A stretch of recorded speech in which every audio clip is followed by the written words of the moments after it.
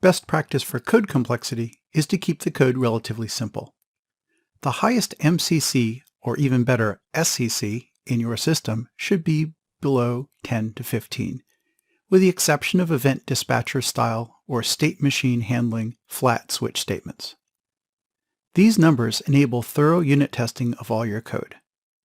It should be noted that this is a metric where extremely low MCC might not be better than a moderate but below 10 to 15 MCC.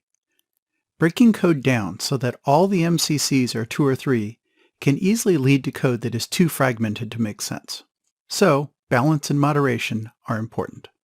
A way to visualize this issue is to consider the Chinese puzzle ball shown in the picture.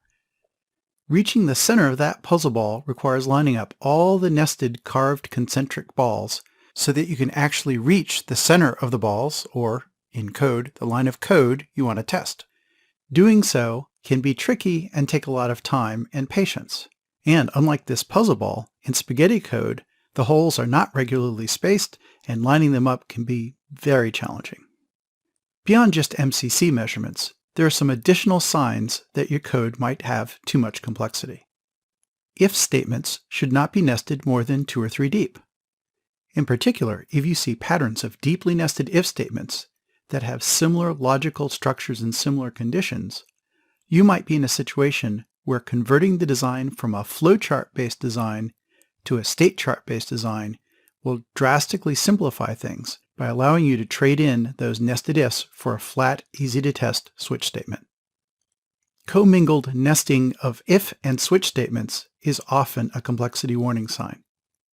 Breaking up this sort of code can often be done by moving the code for any complex switch statement clause into a separate procedure. That way, you can test the switch statement mechanics for calling particular cases independently from the actions taken by each case.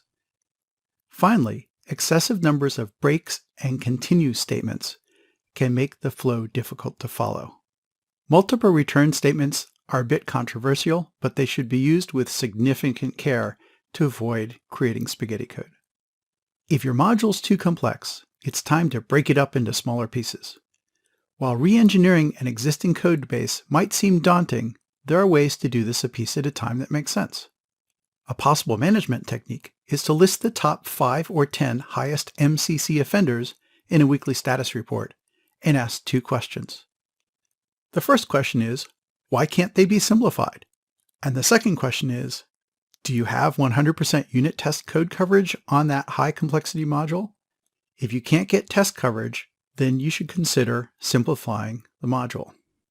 If the logic flow isn't completely obvious, then you probably won't understand where all the bugs are in peer review.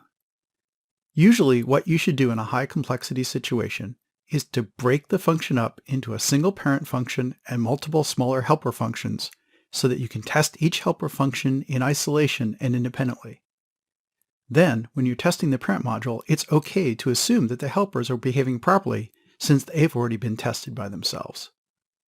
The point of all this is to enable thorough peer reviews based on understanding each individual module and also get high unit test coverage. The biggest pitfall to complexity is that complexity tends to grow over time. Your code might start out simple, but before you know it, its MCC is up around 25, and it's time to do something about it. A good way to deal with this situation is to periodically run an MCC computing complexity tool over your codebase, identify the most complex modules, and spend time refactoring those complex high-risk modules.